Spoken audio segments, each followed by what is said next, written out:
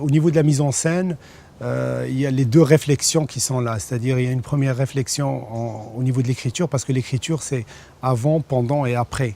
Donc avant, il y a bien sûr voilà, une réflexion, un choix d'axe, un choix de mouvement, d'occupation de l'espace, etc.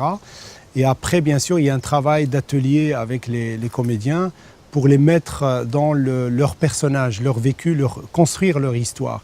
Et puis sur le plateau, il y a des choses qui apparaissent, c'est-à-dire que la phrase qu'on a prévue n'accroche pas, donc il faut aller chercher autre chose.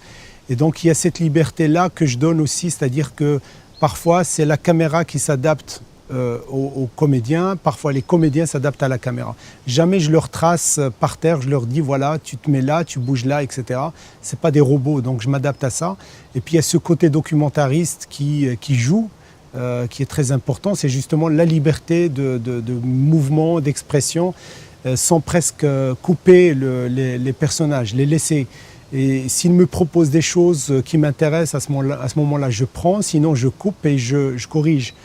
Et donc c'est très important pour moi de travailler sur les deux façons, de ne pas trop contrôler, et surtout ce que je n'aime pas trop, c'est de sentir un acteur réfléchir à ce qu'il va dire. J'aime bien que ce soit spontané. Parfois, je leur donne des espèces de calculs à faire. Je leur donne des choses à se raconter dans la tête et je leur demande de ne pas réfléchir. S'ils réfléchissent, ils meurent. Donc c'est aussi simple que ça.